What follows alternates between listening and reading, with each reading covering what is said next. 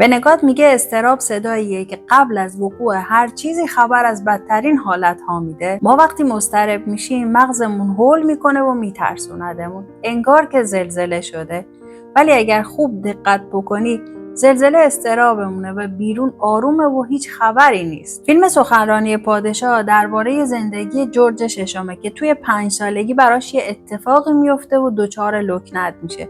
باباش برای اینکه زودتر خوب بشه بهش فشار میاره و شروع میکنه به تمسخر کردنش.